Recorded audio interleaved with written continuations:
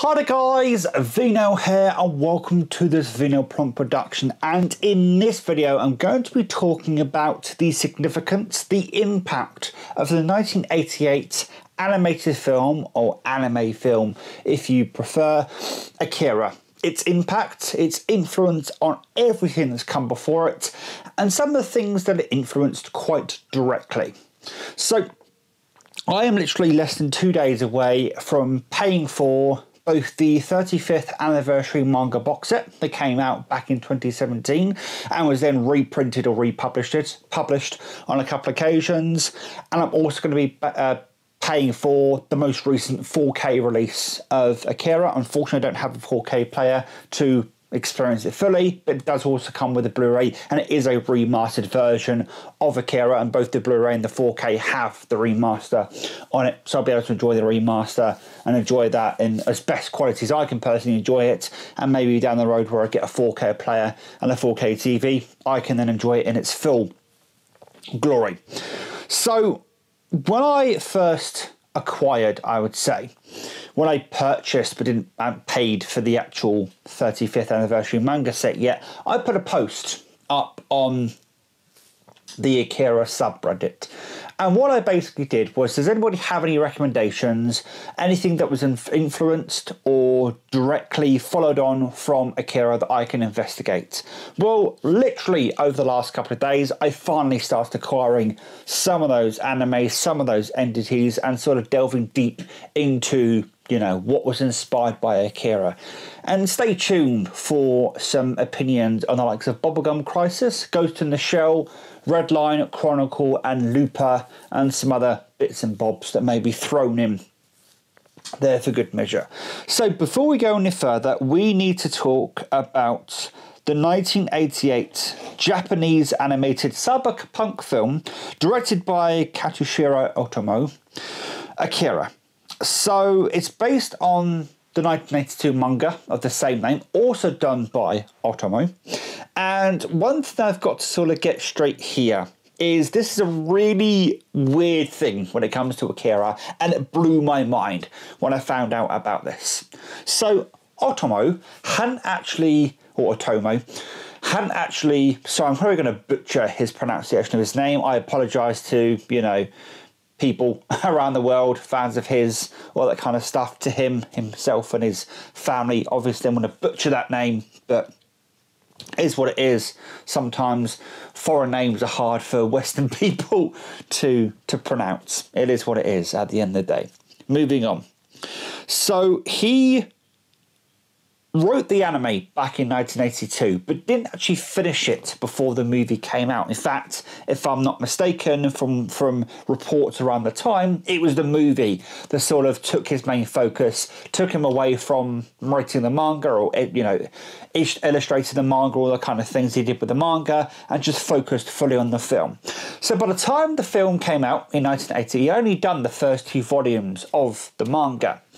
However, the film actually condenses both the first 2 mangas and the last manga. So the middle 4 or so mangas, because there are 6 volumes of that manga, the middle, you know, 4 or so volumes, or 3 or so volumes, aren't in the film. Basically, they're not in the film because they didn't have time in the around about 2-hour slot that the film was going, the running time of the film. They didn't have time to fit those middle 3 volumes. So basically, Otomo was making a film in which he already had written and released the first 2 volumes of that story, but the last 3 volumes hadn't yet been released. The last 4 volumes actually hadn't yet been released. So for lots of Akira fans back in 1988, and when I say a lot of Akira fans, the West didn't even know about Akira when it first came out. More on that in a moment. So over in the eastern part of this hemisphere, all of the fans kind of knew where Akira was going to go with the story just because of the film. However, it's because of the film and the impact the film had on everything that actually instructed Otomo how to finish the manga. So the last four mangas that he wrote and illustrated, made because of after the film, post-film, were influenced by the film itself. So that's actually very different. Actually, is basically what we're getting to. Although the film is a condensation of the first two and the last one or two volumes of the manga itself was influenced by the film, which is crazy to me to think about. So, when Akira was released in 1988, it was the most expensive anime to be released at that time, costing a whopping 700 million yen. It's about $5.5 million in today's money, and an advertising revenue of 1.1 billion yen, which is about $9 million dollars back in the time. The most expensive anime to be released, and there are many people that said that an anime of its caliber probably won't ever be released. Of course, those, I'm not going about to adjust those for inflation. I could do, but those obviously need adjusting for inflation nowadays. Be a lot more expensive nowadays, and there's not many companies out there that would spend that kind of money on a anime like that. And part of that cost just went into there's like 50 Shades of Black or something ridiculous like that. Or 100 Shades of Black. There's so many different shades of different colours just so they can get the contrast in particular scenes. Because a lot of the film is quite dark and black, visually, so to speak, they wanted to have as many different shades of black as possible just so the audience had something to look at other than just pitch black, which, again, is kind of mind-boggling. So we've spoken about the production of Akira. We've spoken about the creator of Akira and how the film then influenced the manga. So how did Akira then influence everything else that came after it? So without Akira, without it being released limitedly in the United States back in 1989, I think it was originally released in the States and then came to the UK in 1991, you wouldn't have the likes of Dragon Ball Z, you wouldn't have the likes of Cowboy Bebop, you wouldn't have the likes of Bubblegum Crisis, you wouldn't have the likes of Redline, Looper, Chronicle, of Ghost in the Shell. Probably wouldn't have Ghost in the Shell if it wasn't for Akira. And I don't just mean you wouldn't have those, Dragon Ball Z was actually, I think, done before Akira. I think Dragon Ball Z was 1987 to whenever it finished its run. However, Western audiences wouldn't have known about the likes of Dragon Ball Z if it wasn't for Akira. That's kind of mind-boggling. I would say that Dragon Ball Z is probably one of the biggest anime entities that nearly everyone knows about. You could ask some random on the street, show them a picture of Goku. They probably have some idea who Goku is, much like, when they go out and show a picture of either Mario or Mickey Mouse and they ask, which one do people recognise? They always point to, apparently, they pointed to Mario quicker than they did Mickey Mouse, which is actually quite an interesting thing. But I bet you, if they showed you a picture of a myriad of Dragon Ball Z characters, people would go, oh, I recognise them. Don't know their names, but I recognise them because just it's such a massive entity. If you showed them pictures of Akira, probably wouldn't know what you're talking about. However, Akira was silently influential to so many different animes coming to the Western world. Manga Entertainment, which was actually founded in the UK in 1991, was the sole distributor of Akira on home entertainment. And as a result of it distributing Akira and it being such a massive hit that it ended up being, it allowed Manga Entertainment to then start bringing other animes over to the Western world, such as Dragon Ball Z, such as Cowboy Bebop, such as any other 80s anime, and then animes that then led after Akira into the the 90s, the 2000s and onwards. And I'd almost go as far as to say that you wouldn't have you wouldn't have a lot of animes that made sense. And as I just said, you wouldn't have films such as Red Line, Chronicle and Looper, which are all influenced kind of directly by Akira. Ghost in the Shell, bloody hell, Ghost in the Shell. You can see its influences on its sleeve. I've watched the first 20-30 minutes of the film. You can see where its influences are. It came out in 1995. The manga may have come out before that. The film came out in 1995, and it's no doubt that it was very much inspired by Akira. 2 seconds. And I'm very much somebody who likes to give homage, likes to nod to entities that brought us other things. And I think even if you don't like the Akira film, even if you don't like the manga, even if you don't like anything to do with about it, and that's absolutely fine, even if you don't really like anime, you can't not but appreciate what it did for anime. It brought it to the Western world. It completely blew up a distributor, a UK-based distributor that's now owned by Lionsgate. By the way, it was bought by Stars at some point, and then Lionsgate bought Stars. And now Lionsgate basically own manga entertainment. I think it became manga video later on down the line, and in fact the UK component of manga entertainment is now Funimation UK, simply because Lionsgate owns Funimation, so Funimation UK is now part of Lionsgate. And if you didn't know, Funimation is the biggest distributor of anime today.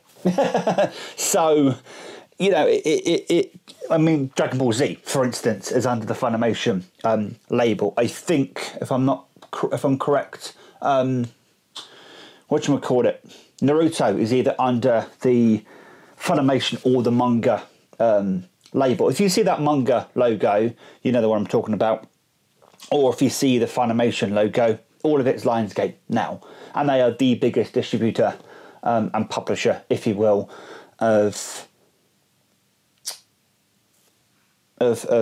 anime basically nowadays. So you wouldn't have as big as a company as Lionsgate having bought them up, because they wouldn't have been economically viable for them to think about buying up, or for Stars to buy up and then for Lionsgate to buy Stars.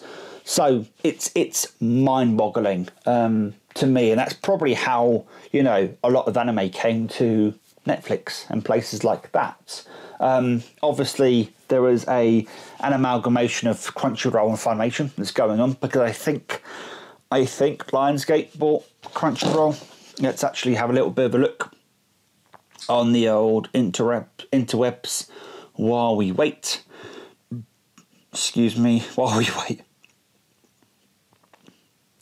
Okay, so Crunchyroll is owned by Funimation, and Funimation is owned by Lionsgate.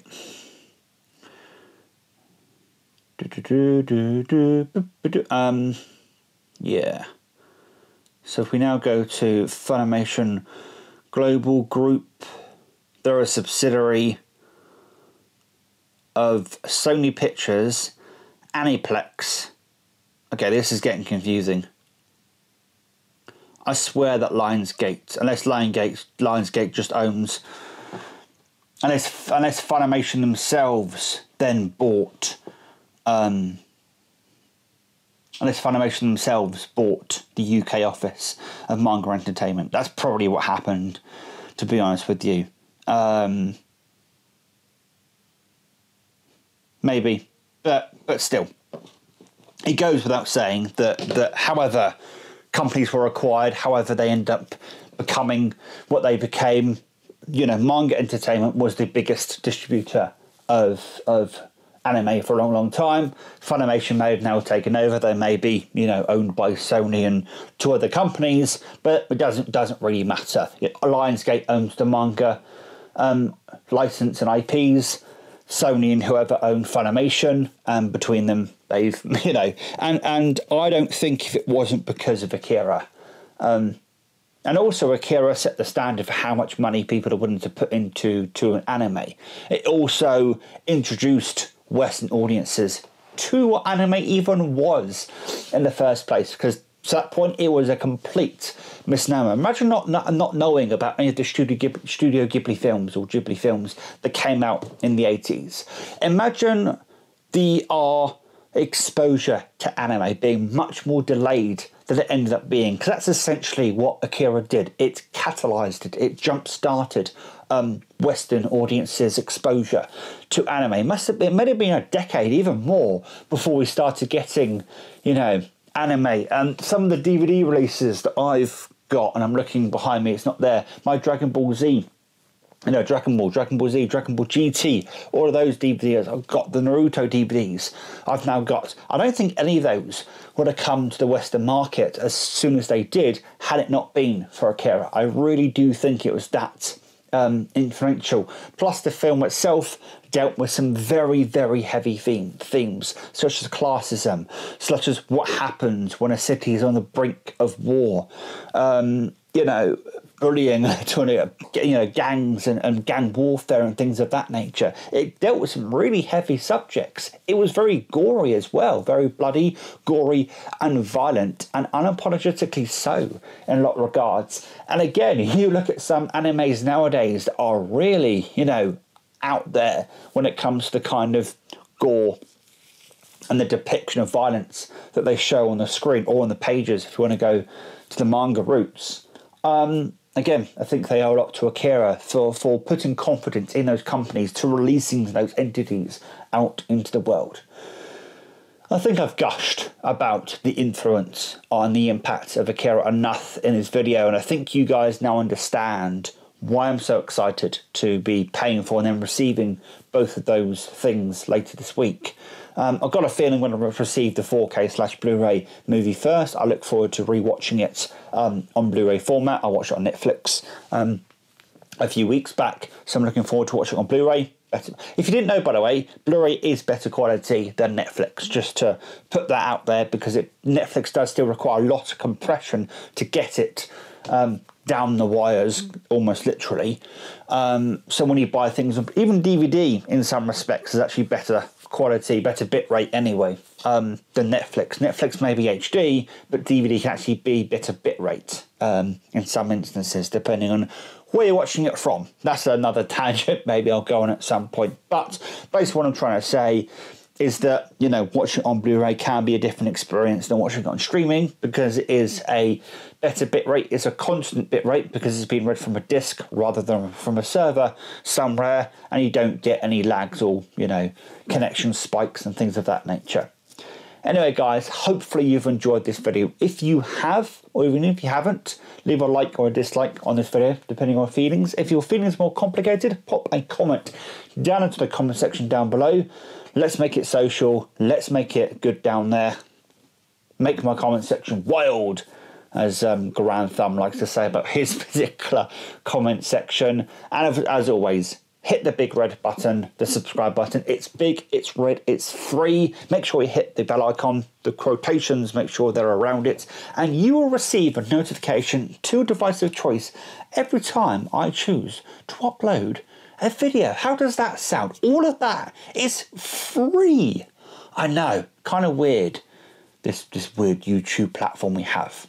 Anyway, guys, thank you for your time, and until next time, please take care and enjoy the rest of your day. Ta-ra.